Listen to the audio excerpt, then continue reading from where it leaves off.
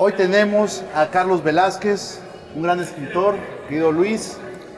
Qué bueno que No, hombre, invitado de honor. La verdad es que es un gusto tremendo tenerlo está aquí. acompañando Carlos Velázquez, que tiene una novedad, el Pericazo Sarniento. ¿Cómo estás? Hola, bien, bien. Aquí en la Navidad de los lectores, ¿no? En la En fiesta FIL. del libro, la Sí. Navidad de los lectores. Para mí ya el año se acaba el 4 de diciembre, que regreso a casa.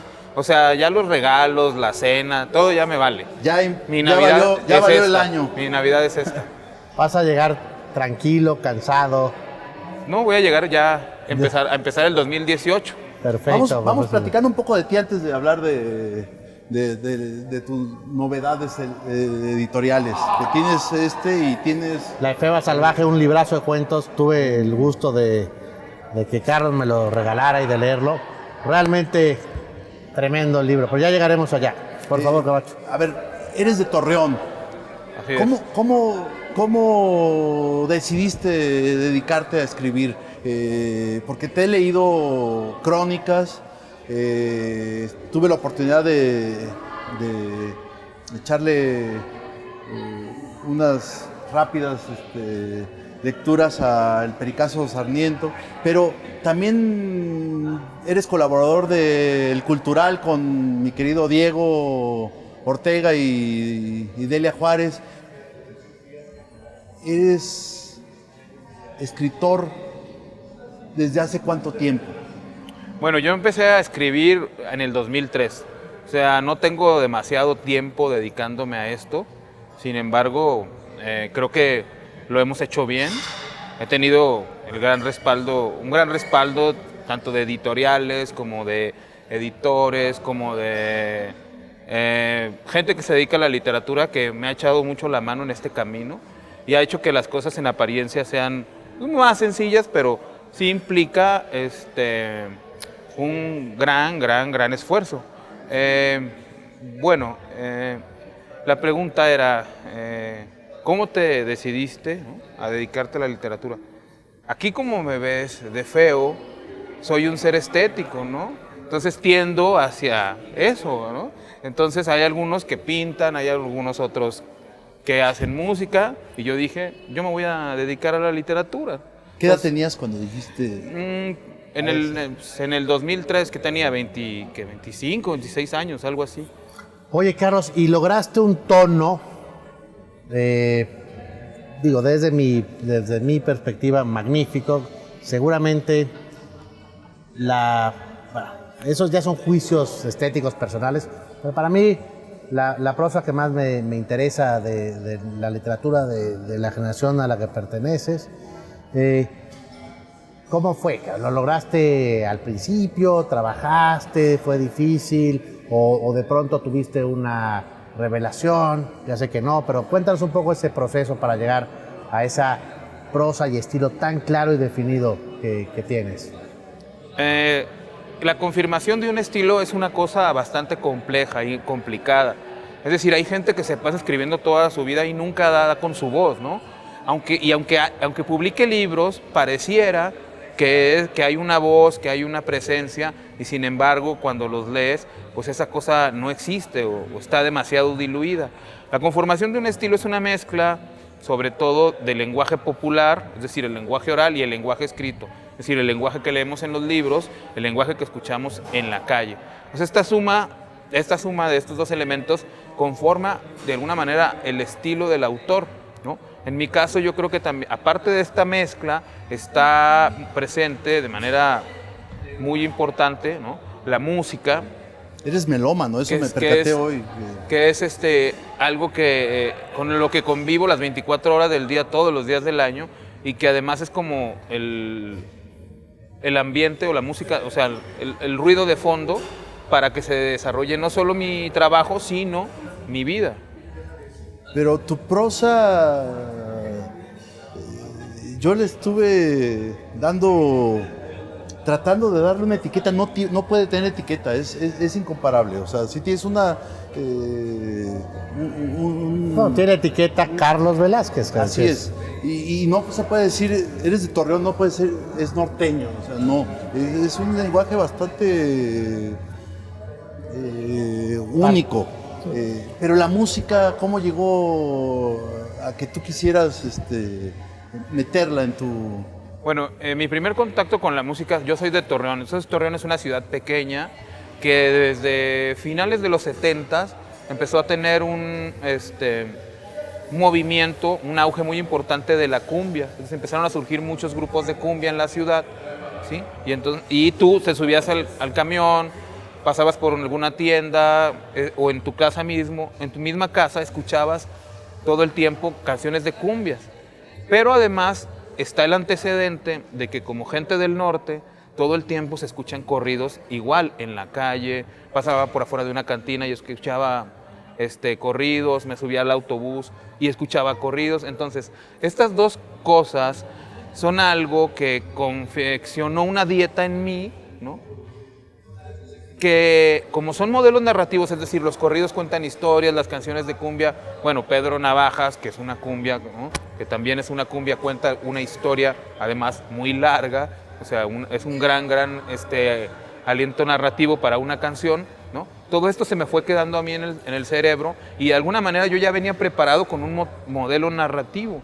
Entonces, cuando yo soy adolescente, que empiezo a escuchar rock, que empiezo a leer mucho sobre rock, estos tres elementos como que hacen una fusión y es así como yo empiezo a meter tanto elementos de la música en mi narrativa, en mi trabajo y hacer una prosa, digamos, con un fuerte sentido musical.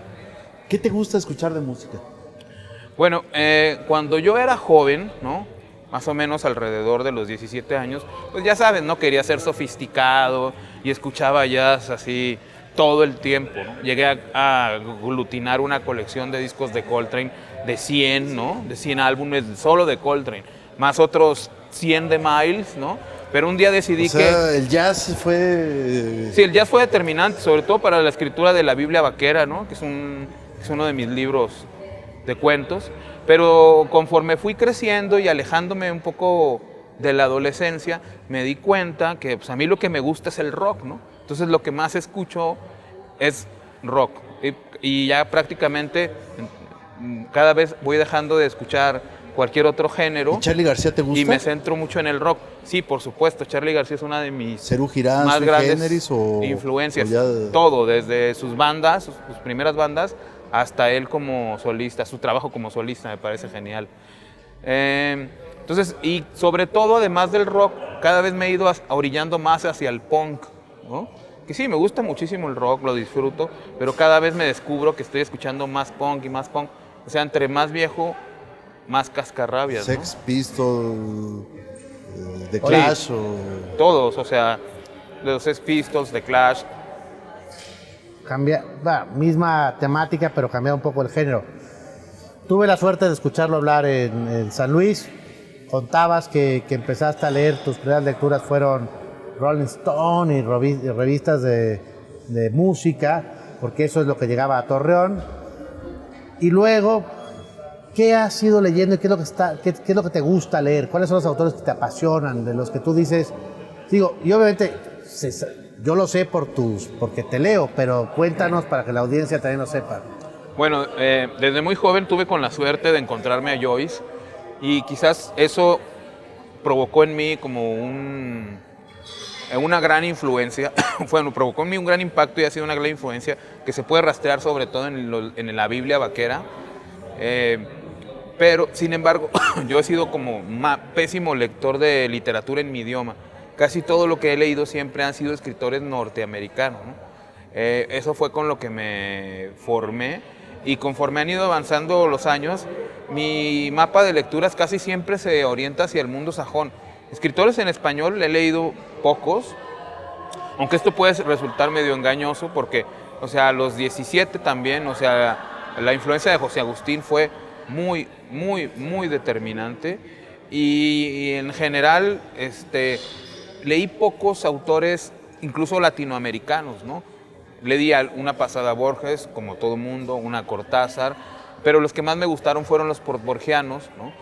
Y uno que es mi favorito es Fouil, el argentino, que yo creo que es el mejor escritor en la lengua española después de Borges y que no ha habido todavía nadie como él.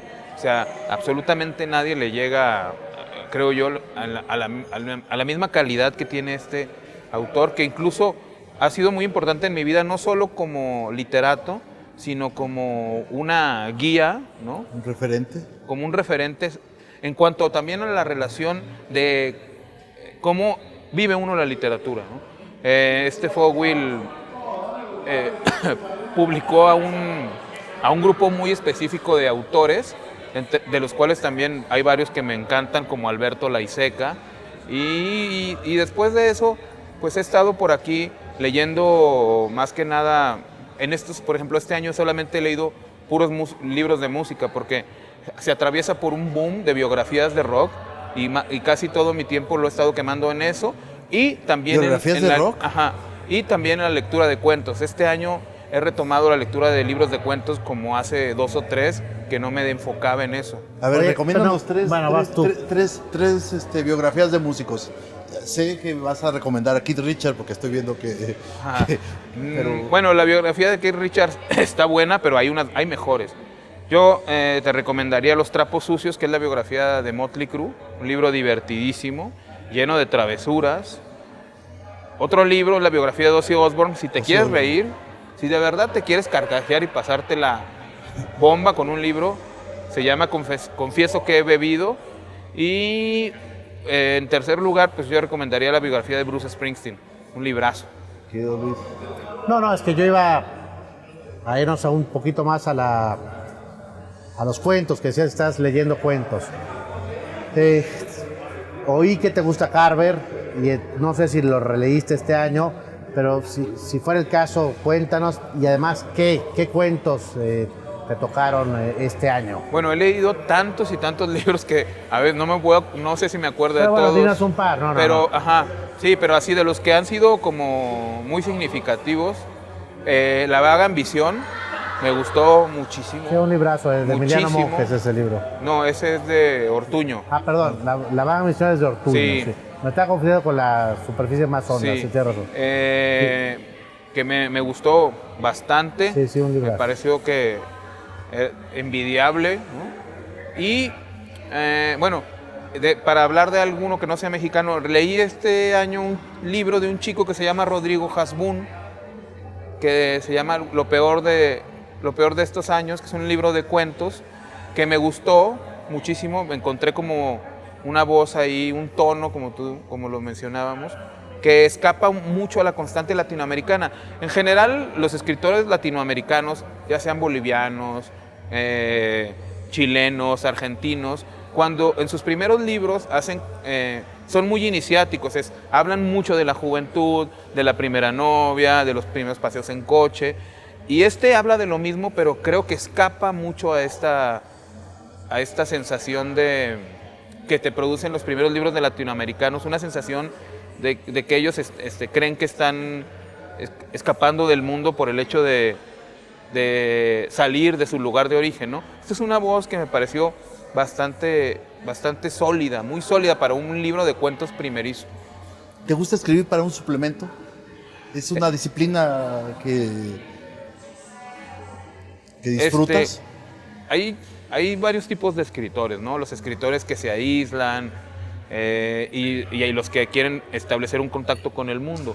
A mí me interesa muchísimo ser de estos segundos, ¿no? Establecer un contacto con el mundo, y la columna semanal, pues es un gran vehículo para dialogar con los lectores y con la gente que está siempre dispuesta como a debatir ideas, ¿no?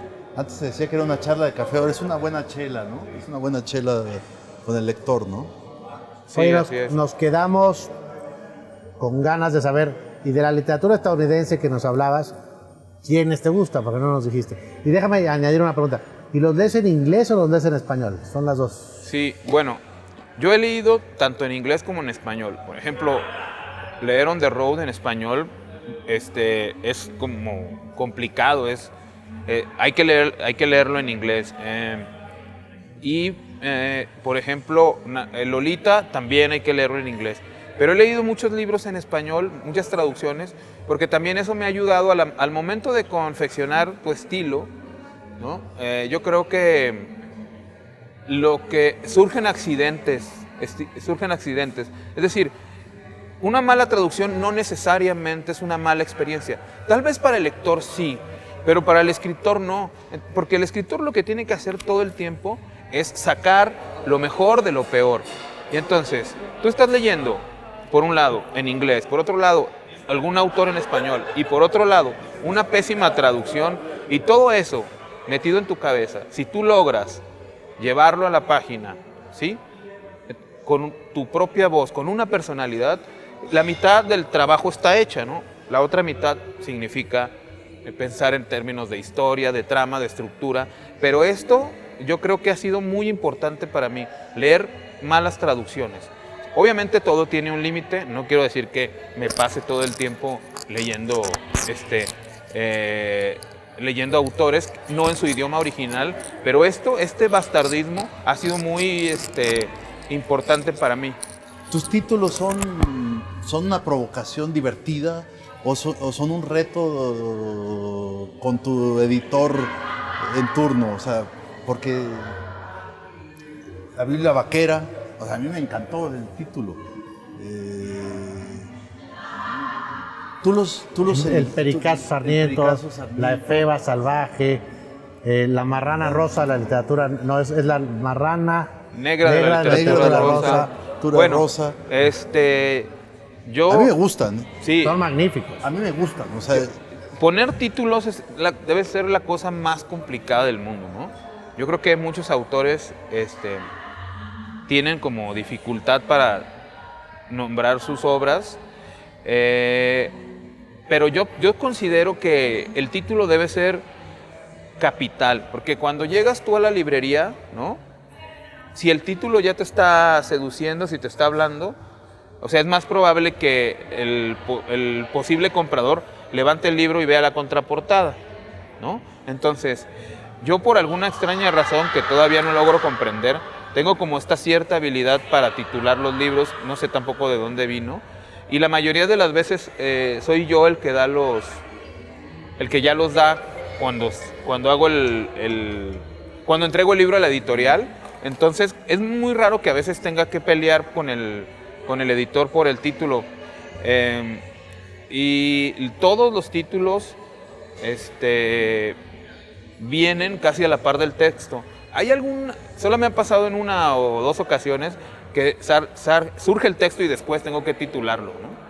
Ya lo estabas pensando desde el momento de concebir la obra. Sí, porque a veces con el título arranca todo, ¿no? ¿Te pasó con este? Bueno, por ejemplo, el Pericazo Sarniento... Con este me refiero al Pericazo Sarniento. Sí, el Pericazo es como, bueno, es una referencia al Periquillo Sarniento, que sabemos todos que es un clásico de las letras. Y yo siempre quise escribir como un libro de picaresca, pero sin que fuera como un representativo, es decir, sin incursionar en el género verdaderamente, ¿no? Entonces hice esta referencia porque, bueno, hay un juego de palabras entre periquillo y pericazo, y el título me vino pues por la asociación. Y creo yo, por ejemplo, al momento de titular, hay muchos nombres de los capítulos que son letras de canciones, ¿no? Cuando yo tengo un problema para titular, lo que hago es recurrir a los clásicos, y bueno, mis clásicos son el rock. Entonces tengo Me encantó el de Charly García. Algunos títulos que son, por ejemplo, canciones de Charly García, versos de canciones de otros artistas. Entonces yo creo que cuando uno está en problemas, ¿no?, no hay nada como recurrir a este tipo de herramientas, a este tipo de trucos. Yo descubrí en este libro, antes de hacer mi caricatura, me puse a leerlo y terminé por no hacer la caricatura.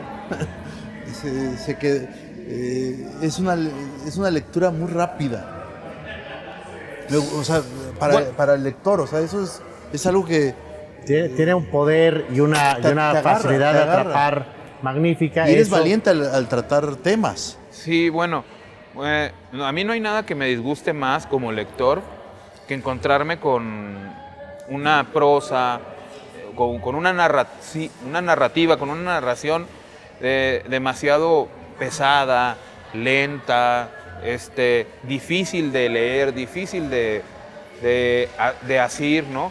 Me gusta que sean los libros dinámicos y esto no significa que no haya rigor, que no haya calidad, ¿no? Creo que o sea, lo mejor de la literatura es que es muy plástica y puede ser también un divertimento, ¿no? Entonces, cuando yo escribo mis libros, pues quiero que el lector sienta eso, ¿no? Porque, por ejemplo, hay Que libros disfrute. que tú abres y ves que en la primera página es todo un párrafo completo y dices, no, por Dios, pues, o sea, y además en estos tiempos en los que vivimos en que la literatura tiene que estar compitiendo todo el tiempo con otras cosas como los gadgets, ¿no? Como incluso con el libro, con el mismo electrónico mismo, la gente tiene que sentirse cercana al objeto, al libro, a la narración. Querido Luis, tuvimos un gran invitado. Magnífico. Recomendable Absolutamente. sus libros. Este y Lefebvre Salvaje, sexto piso. Te agradecemos que hayas estado con nosotros y con el televidente. Querido Luis, Gracias. Muchas gracias. pues hasta la próxima.